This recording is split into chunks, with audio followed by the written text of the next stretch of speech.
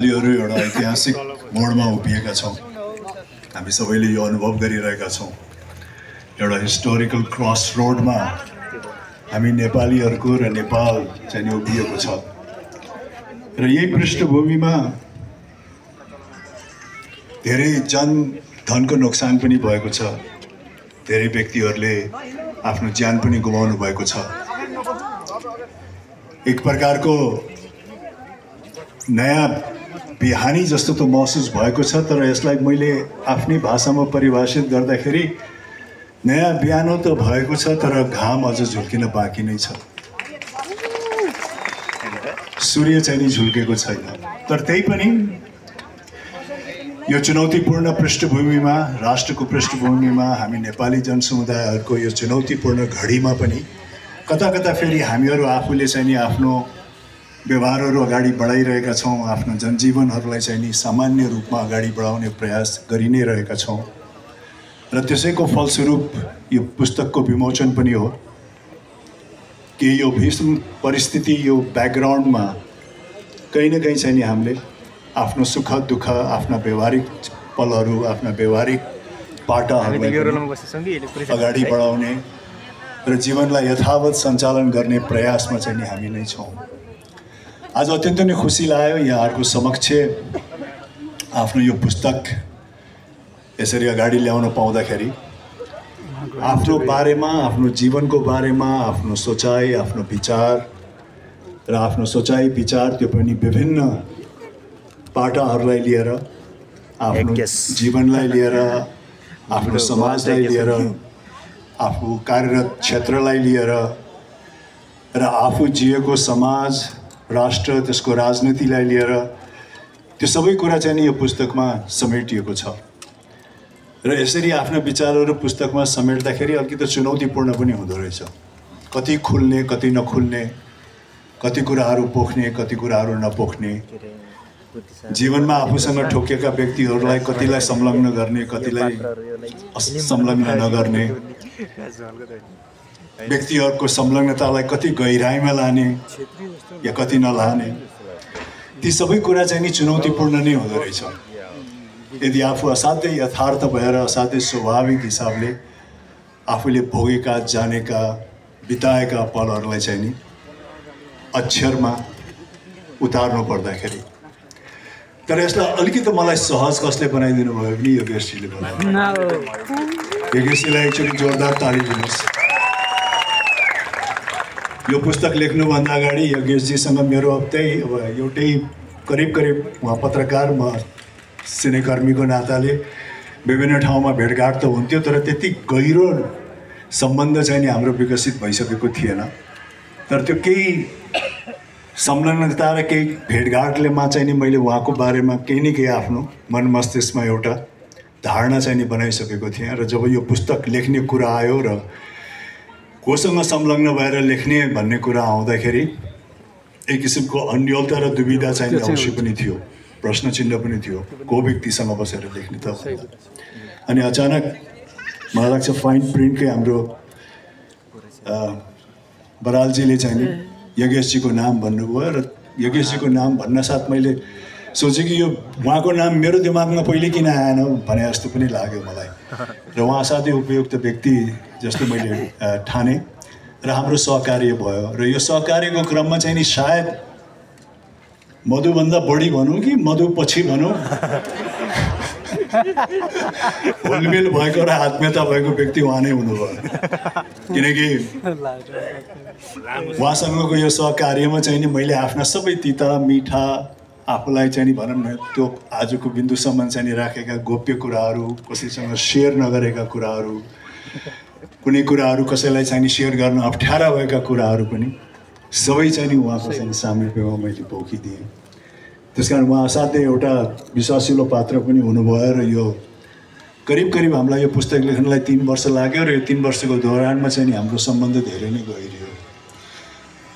तर अलिकति अन्याय चाहिँ नि के भयो भने जति गहिराइमा उहाँले मलाई चिन्नु भएको छ, त्यति गहिराइमा चाहिँ नि उहाँले आफ्नो सबै कुरा चाहिँ नि मैले अझ चिन्न बाँकी नै छ।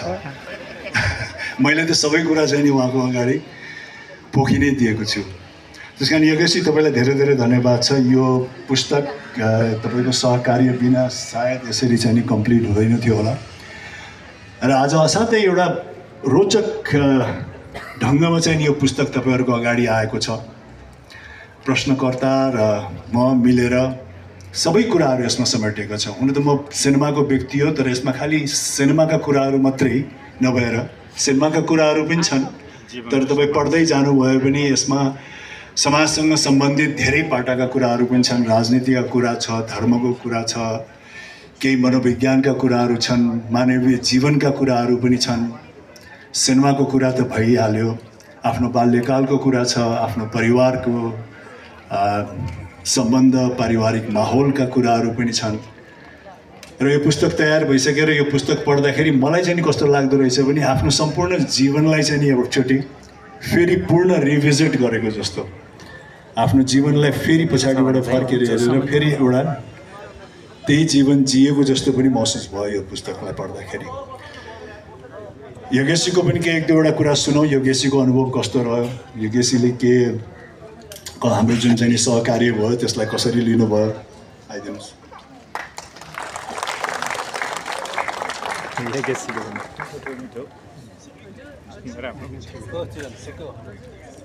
बसेरै बोल्नु क्यारे है, गाई उठे पनि म त बसेरै बोल्न मिल्छ।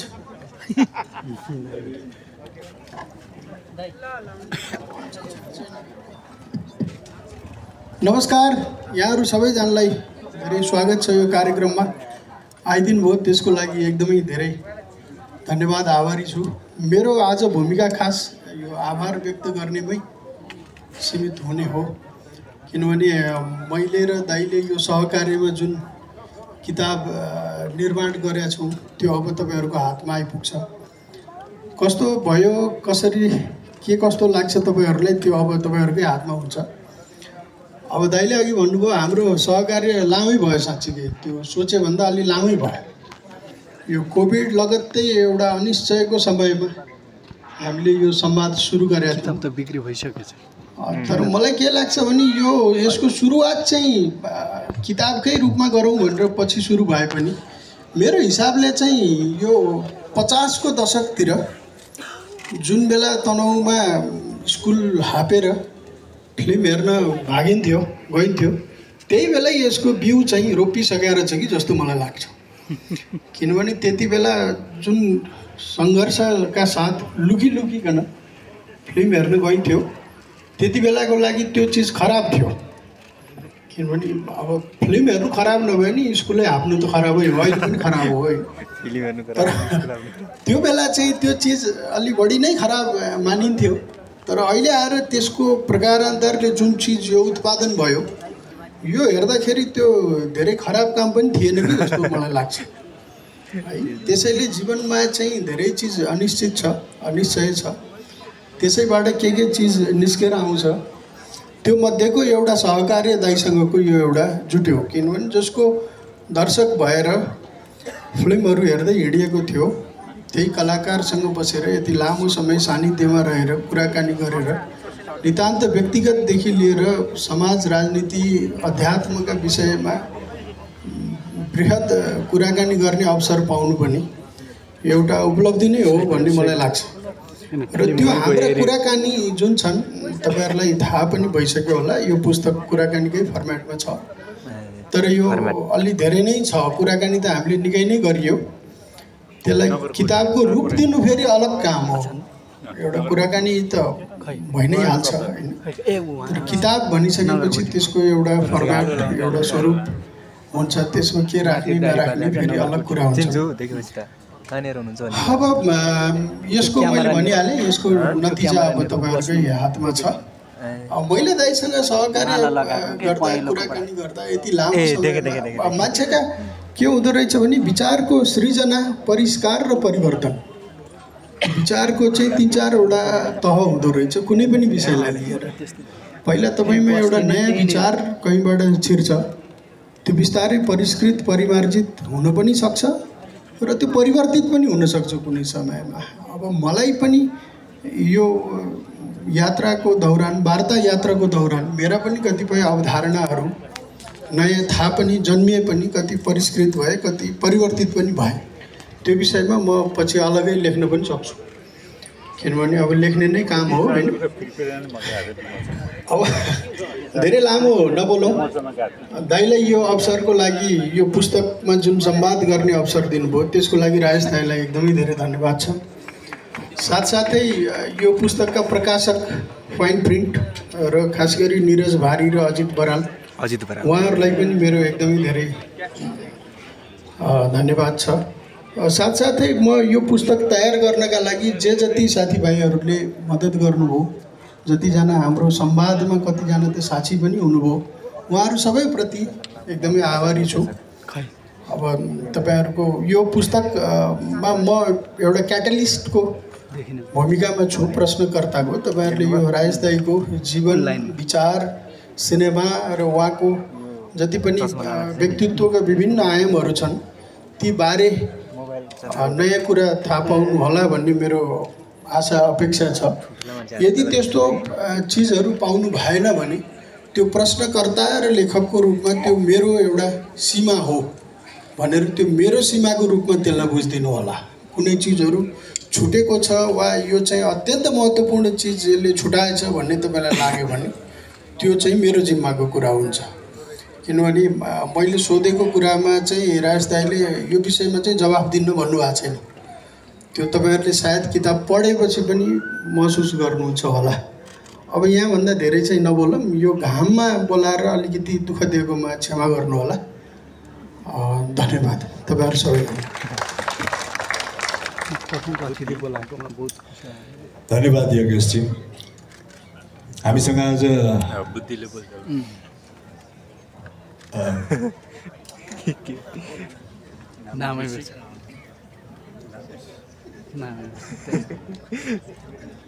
हामीसँग बुद्धि सागरजी हुनुहुन्छ। बुद्धि सागरजीको पहिलो पुस्तक कर्णाली ब्लुज मैले नै विमोचन गरेको थिएँ र त्यसको बारेमा छलफल पनि हामी दुईजना बिच, सायद पहिलो छलफल विमोचनको दिनमा चाहिँ नि हामी दुईजना बिच भएको थियो। र त्यो कर्णाली ब्लुज पढे पश्चात चाहिँ नि म असाध्य उहाँको लेखनको तरिकाबाट र उहाँले जुन गहिराइमा गएर पात्रहरूलाई चाहिँ नि प्रस्तुत गर्नुहुन्छ आफ्नो पुस्तकमा, त्यसबाट चाहिँ नि म अत्यन्तै नै प्रभावित भएँ। बुद्धि सागरजीसँग मेरो पहिलो भेटघाट चाहिँ नि उहाँले मेरो अन्तर्वार्ता लिन आउनुभएको थियो, तर त्यो मेरो जीवनको असाध्यै स्मरणीय अन्तर्वार्ता चाहिँ नि हुन पुग्यो। किनकि जुन तरिकाले उहाँ मेरो अन्तर्वार्ता लिनुभएको थियो त्यो उहाँभन्दा अगाडि पनि कसैले लिएन, उहाँभन्दा पछाडि पनि कसैले लिएन। त्यो बेलामा उहाँ अन्नपूर्ण पत्रिकासँग चाहिँ नागरिकमा चाहिँ नि आबद्ध हुनुहुन्थ्यो र हामीले धेरै लामो गफगाफ गरेको थियो। त्यो नागरिकको लागि चाहिँ नि आवरणकै होला होइन, तपाईँले उसको लागि अन्तर्वार्ता लिनुभएको थियो। मेरो फिल्मको लोकेसनबाट सुरु भएको अन्तर्वार्ता काठमाडौँको गाडीको यात्राबाट लिएर चाहिँ नि मेरो निजी निवाससम्म जाँदाखेरि पनि हाम्रो अन्तर्वार्ता जारी नै रह्यो। त्यस कारण असाध्यै डिटेलमा मैले अन्तर्वार्ता दिइरहेको थिएँ। बुद्धि सागरजीसँग मेरो सम्बन्ध चाहिँ नि त्यो छ र आज मेरो यो पुस्तकको विमोचनको अवसरमा उहाँ पनि यसरी उपस्थित भइदिनु भयो। त्यो मेरो लागि अत्यन्तै नै खुसीको कुरा हो।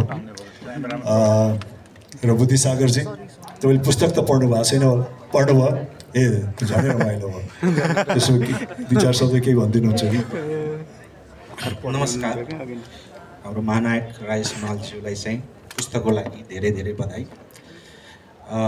यो पुस्तक कस्तो छ भने जस्तो अहिले चल्छ नि धेरै सोसल मिडियाले, अरू खाले युट्युबले, सिनेमाले अथवा भिडियो गेमले चाहिँ पुस्तक पठनमा चाहिँ अलिक कमी आयो, पुस्तकभन्दा मान्छेहरू चाहिँ अरू चिजमा बढी इङ्गेज हुन थाले भन्ने एउटा कुराहरू आइरहन्छ। राजेश हिमालको तपाईँले खोज्नुभयो भने मलाई लाग्छ 2-3 हजार इन्टरभ्यूहरू होला अहिलेसम्म तपाईँले पढ्न मिल्ने। अलमोस्ट सबै क्वेसनहरू त्यही पेरिफेरीका छन्, तर पुस्तकमा आइपुग्दाखेरि ती एन्सरमा कति धेरै गहिराई हुँदो रहेछ भनेर तपाईँले पहिलोचोटि महसुस गर्नुहुन्छ जस्तो मलाई लाग्छ। शब्दको सामर्थ्य र एउटा पुस्तकले त्यही भनाइलाई पनि कुन गहिराईसम्म लगाएर, कुन तहमा लगाएर, कुन नयाँ दार्शनिक ढङ्गले उत्तरहरू बनाउँदो रहेछ भनेर यो पुस्तक चाहिँ त्यो जवाब हो जस्तो मलाई लाग्छ। त्यही भएर पुस्तक कहिल्यै पछि पर्दैन, पुस्तक कहिल्यै मर्दैन, पुस्तकहरू चाहिँ यसरी नै बाँचिरहन्छन् भन्ने मलाई लाग्छ। पुस्तकको बारेमा त्यो हो, तर मलाई केही रोचक बोल्नु पर्यो भने चाहिँ मैले पुरानो स्मृतिहरूमा गएँ। म कैलालीमा जन्मेको मान्छे। यो मटेरा टिकापुर भन्ने चाहिँ हाम्रो अलिक ठुलो सहर थियो। म मटेरामा बस्ने, कडासे बजारमा बस्ने। मेरो किताब पढ्नेहरूले त अलमोस्ट यो ठाउँहरू थाहा पनि पाउनु भएको छ। एकचोटि चाहिँ कस्तो भयो भने हामी चाहिँ गाउँमा भिडियोमा फिल्म हेर्ने, यो दसैँपछि थियो क्या हो, दिदीहरूले के भन्नुभयो भने एउटा चाहिँ मिथुन जस्तो एउटा नेपाली हिरो आएको छ अरे, उसको फिल्म चलेको छ अरे, त्यो हेरेर जाउँ भनेपछि हामी गयौँ। म धेरै सानो थिएँ। म चाहिँ अहिले कति 40-41 भएँ, दाइ चाहिँ 29मै हुनुहुन्छ। तैपनि त्यो अलिक पुरानै कथा हो। यही कारण हो मैले बुद्धि सागरजीलाई मन पराउने कारण। अनि भयो के भने भिडियोमा हेर्ने, त्यो चाहिँ रहेछ सिनेमा हल। त्यो सिनेमा हलमा युगदेखि युगसम्म समय पनि कस्तो भयो भने पहिलोचोटि सिनेमा हलमा पनि फिल्म हेरेको र फिल्म पनि हाम्रो राजेश दाइको फिल्म। अनि भिडियोमा हेर्दाखेरि चाहिँ कस्तो भयो भने पहिला के हुन्थ्यो भने फिल्म हलको सिस्टम के हुन्थ्यो भने पहिलो घन्टीमा चाहिँ भित्र छिर्ने हो, दोस्रो घन्टी बज्दाखेरि सिटमा बसिसक्ने हो, तेस्रो घन्टी बजेपछि फिल्म सुरु हुन्थ्यो। म जब हलभित्र छिरेँ मैले यति ठुलो पर्दा देखेँ, मलाई के लाग्यो भने यो पर्दाले छोप्या छ, यो पछाडि यत्रै ठुलो टिभी छ। अब दोस्रो घन्टी, पहिलो घन्टी बज्यो, भित्र गयो, दोस्रो घन्टी बज्यो, पर्दा खोल्दैन, मान्छे बसिसक्यो। अब मलाई के लाग्यो भने आज चाहिँ त्यो खोल्ने मान्छेले पर्दा खोल्न बिर्सिरहेको छ यहाँ। अब यो फिल्म त छोड्ने भयो अथवा नचल्ने भयो भन्दै तेस्रो घन्टीमा चाहिँ त्यो सिधै एउटा त्यो हुन्छ नि, त्यो यस्तो लाइट आयो पछाडिबाट, यति ठुलो पर्दामा चाहिँ मैले पहिलोचोटि राजेश दाइलाई देखेको हो।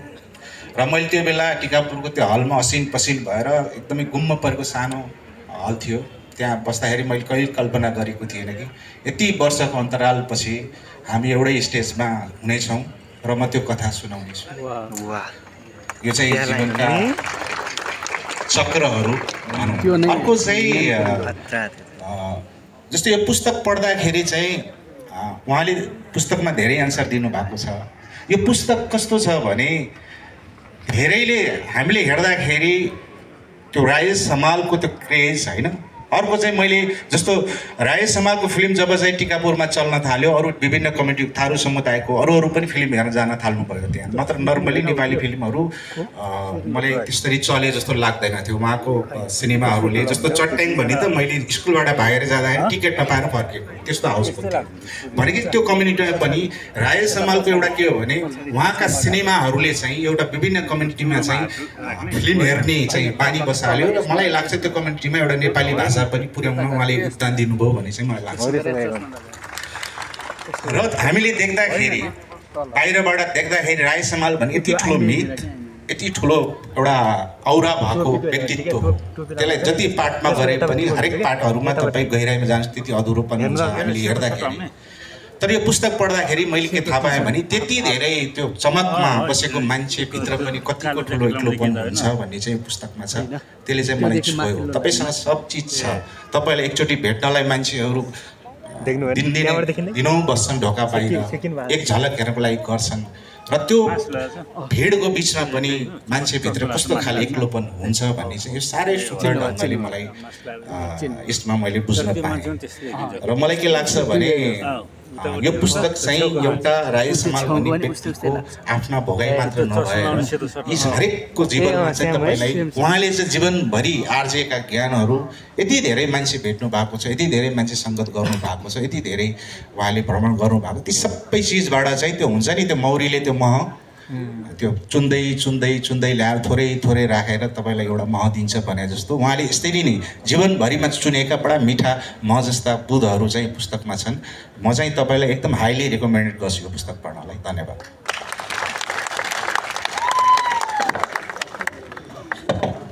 यो पुस्तकमा मैले अघि भने जस्तो सबै कुराहरू समेटेको छ, मेरो जीवनको, मेरो सिनेमाको, समाजको, राजनीतिको। तर विशेष मलाई एउटा के यहाँ दुई चारवटा सेन्टेन्स यहाँहरूलाई पढ्न मन लाग्यो। हामीले यो छलफल सायद योभन्दा 2 वर्ष अगाडि गरेका थियौँ होला, 1.5-2 वर्ष अगाडि गरेको छलफल थियो। तर अहिलेको वास्तविकतालाई कता कता यसले चित्रण गरेको छ।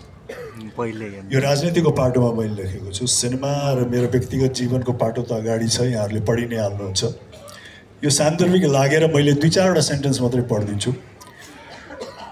पछिल्लो चुनाव अगाडि एकजना ठुलै नेतासँग कुराकानीको सिलसिलामा मैले भनेको थिएँ, हरेक कालखण्डमा 2 पुस्ता बीचको दूरी हुने नै गर्छ, तर जति दूरी पुरानो र नयाँ पुस्ताको बीच यो समयमा छ त्यति विगतमा बिरलै थियो। अहिलेको पुस्तामा राजनीति, देश विकास र सुशासनको विषयमा बेग्लै खाले बुझाइ छ। एउटा 2-4वटा सेन्टेन्स यो। अर्को चुनावसम्ममा नेपाली राजनीतिक माहौल अझै परिवर्तन हुन सक्छ। यो 1.5-2 वर्षमा लगेको जब मान्छे 84 को चुनाव कुरा गर्थे। आउने चुनावसम्म नेपाली राजनीतिक माहौल अझै परिवर्तन हुन सक्छ। यो झन गन्जागोल र गडबडतिर जान पनि सक्छ।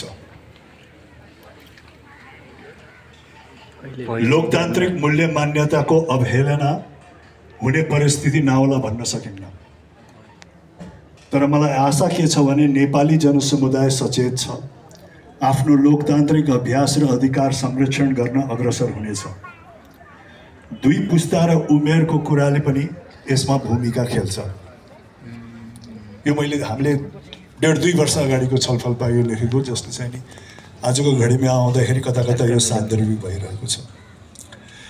यो राजनीतिको पाटोमा पनि त्यो छ, अन्य समाजको पाटोमा छ, मेरो व्यक्तिगत जीवनको पाटोमा छ। सबै कुराहरू चाहिँ नि समग्र समेटिएको छ। र यो पुस्तक योगेशजी र मैले चाहिँ विभिन्न वातावरणमा चाहिँ नि छलफल गऱ्यौँ। कफी सपहरूबाट लिएर, विभिन्न अन्य ठाउँहरूबाट लिएर, आफ्नो निजी निवासबाट लिएर। र रोचक कुरा चाहिँ के छ भने म एउटै ठेगानामा 50औं वर्ष बसेँ, तर यो पुस्तक लेख्ने क्रममा चाहिँ नि मेरो ठेगाना 3 चोटि बदल्यो। यो पनि एउटा रोचक नै हो। 50औं वर्षसम्म एउटै ठेगानामा बसिरहेको व्यक्ति जब हामीले यो पुस्तकको लेख्ने सिलसिला अगाडि बढायौँ, त्यो 3 वर्षको दौरानमा मैले आफ्नो चाहिँ नि निवास स्थान 3 ठाउँमा बदलिएँ। मेरो कपुरधारा जहाँ चाहिँ नि म 50औं वर्ष बसेको थिएँ, त्यहाँबाट चाहिँ नि हामीले आफ्नो छलफल सुरु गरेका थियौँ। संजोगवश त्यो कपुरधाराको घर चाहिँ नि मैले त्यो बेलामा छोड्नु पर्यो। अलिकति सन्दर्भ यो पुस्तकमा त्यो बारेमा पनि छ अन्तिममा। र त्यसपश्चात म बुढालिन कण्ठको अर्को घरमा गएँ र जुन घरमा बसेको थिएँ त्यसको नजिकै चाहिँ नि आफूलाई अर्को एउटा घर निर्माण गरिरहेको थिएँ। र त्यो सरेको घरमा पनि योगेशजी र म बसेर चाहिँ धेरै कुराहरू छलफल गऱ्यौँ। र त्यो छलफल गर्ने क्रममै मेरो घर निर्माण भएर पनि सकियो र म जुन घरमा अहिले बसिरहेको छु त्यो घरमा पनि हामी बसेर छलफल गऱ्यौँ। त्यस कारण यो चाहिँ एउटा संयोग नै हो कि वर्षौँसम्म एउटै ठेगानामा बसिरहेको म एक हिसाबले राज्य सम्हाल कहाँ बस्छ भन्दा कपुरधारामा बस्छ भन्ने चाहिँ एउटा किताबै भइसकेको थियो। तर यो पुस्तकको दौरानमा चाहिँ नि 3टा ठेगाना पनि बदल्यो र त्यो 3टै ठेगानामा चाहिँ नि मधु त हुने नै भयो। मधु त्यहाँ नै थियो। बेला बेलामा कहिले कहिले झिजो मान्थ्यो, तर बेला बेलामा चाहिँ नि हामीलाई सहयोग नै गरिरहन्थ्यो। हामी धेरै बसेर छलफल गर्थ्यौँ। कहिले कहिले चाहिँ नि भनौँ न अबेर रातिसम्म पनि गर्थ्यौँ। उहाँसँग वाट्सएपमा लाइभमा पनि हामी बसेर चाहिँ छलफल गरिरहन्थ्यौँ, कहिले कहिले समय अनुकूल नभएको कारण। र त्यो 3 वर्षको दौरानमा खालि देशमा मात्रै नभएर विदेशमा पनि हामीहरू वाट्सएपमा चाहिँ नि लाइभ आएर चाहिँ छलफलहरू गरि नै रहेका हुन्थ्यौँ। र मधुले केही सहजता अवश्य पनि प्रदान गरिदिएको थियो। हामी त्यहाँ बसुन्जेलसम्म चाहिँ नि कफी सफी चिया खानपिन उपलब्ध नै गराइदिएको थियो, चिजो नमानिकन। त्यसको लागि पनि म मधुलाई धेरै धेरै धन्यवाद दिन चाहन्छु। एउटा देशले केही भनिदिनु छ कि? केही भनिदिनु छ कि? यहाँहरू सबैलाई नमस्ते। म चाहिँ अलिकति बोल्न अप्ठ्यारो लाग्छ, त्यो पनि तपाईँहरू आज यहाँ आइदिनु भयो, त्यसको लागि धेरै धेरै धन्यवाद। अब यो किताब चाहिँ तपाईँहरूले पढ्नु नै पर्नेछ, किनकि यो किताब पढ्नुभयो भने तपाईँले राजेशजीलाई अझै नजिकबाट चिन्ने मौका पाउनुहुन्छ, म जस्तै। हस्, धन्यवाद, थ्याङ्क यू। अनि यो पुस्तक पढिसकेपछि मधुले मलाई के भन्यो भने यसमा त तिमीले मलाई भनेकै कुराहरू सबै यसैमा छ भनेर भन्यो। अनि मैले उसलाई भने त्यो त हो नि त, किनकि यो एकदम आफ्नो दिल खोलेर स्वतस्फूर्त रूपमा आफ्नो जीवनमा जे घटेका कुराहरू छन् त्यही नै लेखिएको त हो। यसमा कुनै फुलबुट्टा भरिएको छैन, पुस्तकको लागि भनेर चाहिँ नि एकदमै केही कुराहरू काल्पनिक पनि राखिएको छैन। त्यस कारण जे उसले थाहा पाएको छ त्यही नै पुस्तकमा छ भनेर मैले भने। तर उसले एकदमै के भन्यो भने केही नौलो कुरा आउला भने त मैले थाहा पाएकै कुरा। त्यस कारण पनि अर्धाङ्गिनीलाई चाहिँ मैले सबै कुरा पोखेकै रहेछु, सबै कुरा भनेकै रहेछु, केही कुरा चाहिँ नि सिक्रेट राखेको पनि रहेनछु। त्यसमा त अझ खुसी हुनुपर्ने हो। यहाँहरू सबैलाई धेरै धेरै धन्यवाद छ। पुस्तक आइसकेको छ। हाम्रो निरजी खै, निरजी कहाँ जानुभयो? फाइन प्रिन्टको निरजीलाई चाहिँ धन्यवाद दिए बगर यो कार्यक्रम हामीले समाप्त गर्न सक्दैनौँ। निरजी आइदिनुहोस्, कमसेकम मुख त देखाइदिनुहोस्। निरजी फेरि मधुभन्दा पनि कम बोल्ने छ जस्तो लाग्छ मलाई। फाइन प्रिन्ट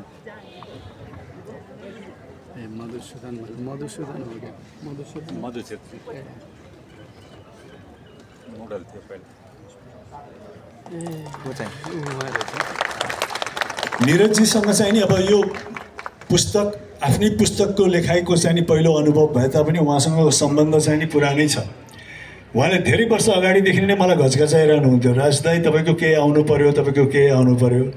अनि मैले उहाँलाई भन्ने गर्थेँ, पखन यार भर्खर त 21 पुगेँ, जीवन जिउन बाँकी नै छ, अनुभव गर्न बाँकी नै छ, अहिले नै पुस्तक लेख्यो भने त फेरि धेरै पातलो होला भनेर भन्यो। तर उहाँले मलाई पहिलेदेखि नै घचघचाइरहनु भयो। र यो जुन अवधारणा छ, जुन हिसाबमा यो पुस्तक लेखिएको छ, त्यसको परिकल्पना पनि उहाँहरूले नै गर्नुभयो। उहाँहरूले वान फाइन डे आएर होइन राजेश दाइ त्यसो भए यो तरिकाबाट चाहिँ एउटा पुस्तक तपाईँको लिएर आउन त, विदेशतिर त यसलाई टेस्टेड एन्ड ट्राइड भएको छ, नेपाली परिवेशमा यसरी पुस्तक चाहिँ नि आएको छैन, यसरी गरौँ न त भनेर सल्लाह दिने पनि उहाँ नै हुनुहुन्थ्यो।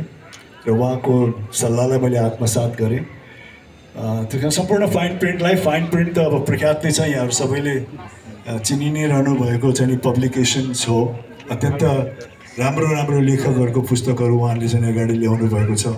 नेपाली समाजलाई आफ्नो भनौँ न साहित्यहरू, विभिन्न लेखकहरूका विचारहरू, उहाँहरूका जीवनीहरू, उहाँहरूका चाहिँ नि कल्पनाहरू, जसरी बुद्धिसागरजीले कर्णाली ब्लू लेख्नुभयो, त्यस्ता त्यस्ता अनेकौँ पुस्तकहरू चाहिँ उहाँहरूले पब्लिकेसन गरेर नेपाली समाजलाई एक हिसाबले योगदान दिलाउनु भएको छ। दुई शब्द केही भनिदिनुहुन्छ कि निरजजी, तपाईँको अनुभव कस्तो रह्यो?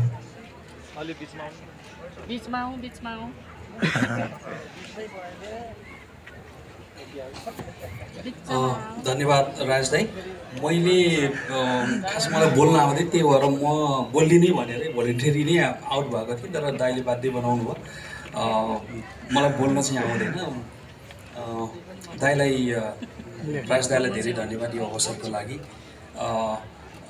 फाइन प्रिन्टले 2006 स्थापना भएपछि नेपालको जति पनि लेखक या चाहिँ व्यक्तित्वहरूको किताब छाप्ने अवसर पाएको छ। हरिवंश दाई, मदन दाई लगायत थुप्रै हाम्रा चाहिँ बुद्धिसागर दाई, यज्ञेश दाई, हाम्रो अमर नेपाने दाई, सुबिन भट्टराई जीवहरूको, उहाँहरूको यो अवसरको लागि सम्पूर्ण लेखक र व्यक्तित्वहरूलाई म धन्यवाद दिन चाहन्छु। र हामीले तपाईँहरू आइदिनु भयो यो कार्यक्रमको लागि, त्यसको लागि तपाईँहरूलाई धेरै धन्यवाद दिँदैछु। र हामीले अब आउने शनिबार कार्तिकको 1 गते नारायणघाटमा फाइन प्रिन्ट फिभर भनेर राजेश दाईको मुख्य अतिथित्वमा र हाम्रो मदन पुरस्कार विजेता छुदेन काबीमा पनि नेपाल आइसक्नु भएको छ। उहाँ जस्तो पद्मश्रीका लेखक, पद्मश्री विजेता यो वर्षका रमेश भुषाल, जीवा लामी चाहिँ सुबिन भट्टराईको यही शुक्रबार यही मञ्चमा विमोचन हुँदैछ। उहाँ लगायत हाम्रा यो वर्ष प्रकाशन भएका अरू लेखकहरूको फाइन प्रिन्ट फिभर भनेर हामीले नारायणी कला मन्दिरमा पनि कार्यक्रम आयोजना गर्दै छौँ। कोही नारायणघाट जाँदै हुनुहुन्छ भने त्यो अवसर पनि तपाईँहरूले त्यहाँ आइदिनु होला भन्ने अनुरोध सहित म बिदा हुन्छु। धन्यवाद। थ्याङ्क यू निरजी। अब हामी करिब अन्तमा आइपुगेका छौँ। यहाँहरूको कुनै जिज्ञासा 2-4वटा केही छ भने यहाँहरूले राख्न सक्नुहुन्छ यदि चाहनुहुन्छ भने।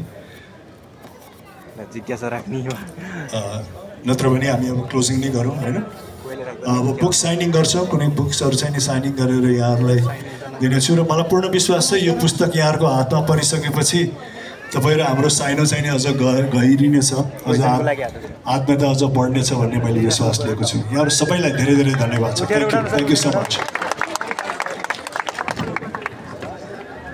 क्वेसनको लागि हात उठाउनु भएको रहेछ। 25 जनाले कमसेकम उहाँको हात त्यही त हाम्रो कार्यक्रम सकेको छैन। म कृपया सबैलाई धैर्य धारण गरेर बसिदिनु हुन हार्दिक अनुरोध गर्दछु। अब हामी पुस्तक हस्ताक्षर कार्यक्रमतर्फ लाग्छौँ, तर आज घोषणा गरिअनुसार यस कार्यक्रममा उपस्थित पहिला आएका 25 जनालाई हस्ताक्षर सहितको पुस्तक उपहार स्वरूप प्रदान गरिनेछ। त्यसैले म 25 जनाको एक एक गरी नाम बोलाउँछु। सर्वप्रथम उहाँहरूको किताब हस्ताक्षर भएर प्रदान गरिनेछ, त्यसपछि हामी सबैजनाको पुस्तक हस्ताक्षर कार्यक्रम हुनेछ। म सेटअप गरिदिनु हुन फाइन प्रिन्टका साथीहरूलाई अनुरोध गर्दछु। अघि निरज दाइले भनि नै सक्नुभयो, यही शनिबार, आउँदो शनिबार कार्तिक 1 गते नारायणघाटको नारायणी कला मन्दिरमा राजेश हमालको प्रमुख उपस्थितिमा मदन पुरस्कार विजेता उर्मालका लेखक छुदेन काबिमो, पद्मश्री पुरस्कारका विजेता रमेश भुसाल, सुमित भट्टराई, लेखक जीवा लामिछानेको उपस्थितिमा फाइन प्रिन्ट फिभर हुँदैछ। नारायणघाट जाँदै हुनुहुन्छ भने अवश्य आउनुहोला। अब म पुस्तक हस्ताक्षर कार्यक्रमका लागि आज आउनुभएका पहिलो 25 जनाको नामावलीबाट नाम लिन जाँदैछु। सर्वप्रथम म बोलाउन चाहन्छु रोशन खड्काज्यूलाई। रोशन खड्काज्यू काठमाडौँबाट हुनुहुन्छ।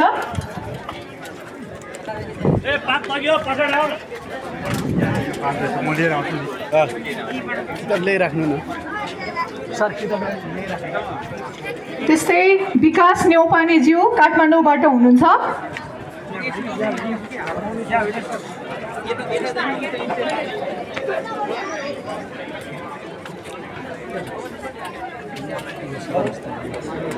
विकास न्यौपानेज्यू दोस्रो नम्बरमा आउनुभएको छ। उहाँ त्यो नाम आउने बित्तिकै पर गएर तपाईँले टिमट ल्याउनु पर्छ होला सायद।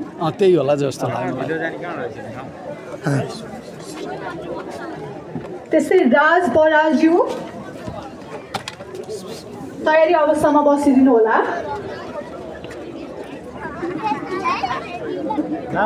नाम लेख, नाम तेरो नाम हाल्नु के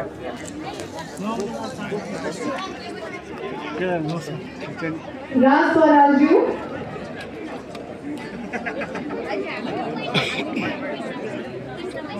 होइन बट्टा परबाट लिएर आउने अनि नाम बहादुर ड्रोनज्यू काभ्रेबाट उहीबाट हो क्या, त्यहीँबाट ए त्यहीँ ल्याइरहेछ।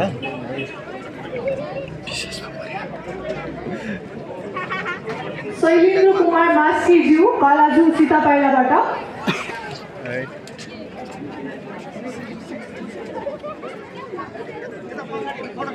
शैलेन्द्र कुमार मास्कीज्यू।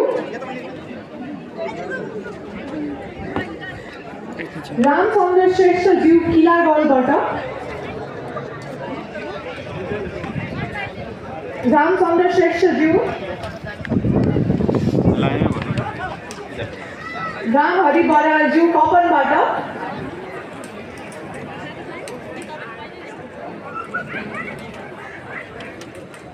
बद्री प्रसाद घिमिरेज्यू सिन्धुपाल्चोकबाट।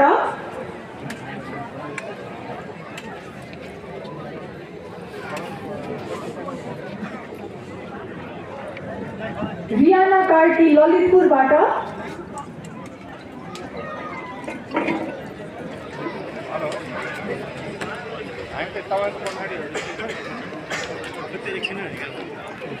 दान बहादुर थापाज्यू कास्की पोखराबाट।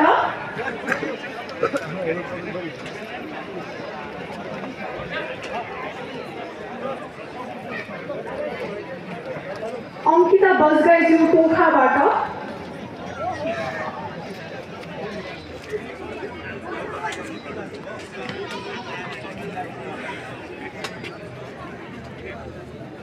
रीता गौतमज्यू इमाडोलबाट।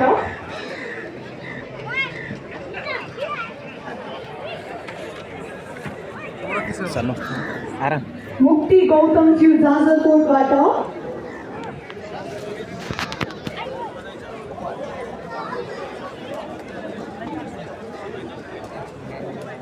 मुक्ति गौतमज्यू जाजरकोटबाट नारायण कार्कीज्यू ललितपुरबाट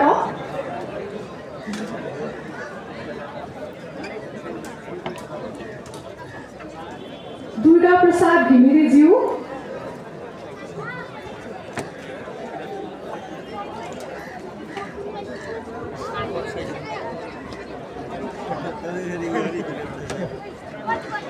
सुदीप भुसालज्यू काठमाडौँबाट जानुभयो होला निरज जैन मगर काठमाडौँबाट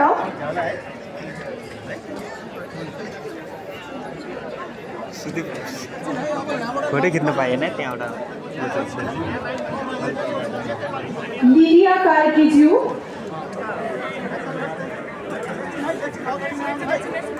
म कृपया सबैजनालाई अलिकति धैर्य धारण गरिदिनु हुन हार्दिक अनुरोध गर्दछु। पहिला 25 जनाको भ्याएपछि हामी सबैले हस्ताक्षरको अवसर पाउनेछौँ। कृपया धैर्य धारण गरिदिनुहोस्।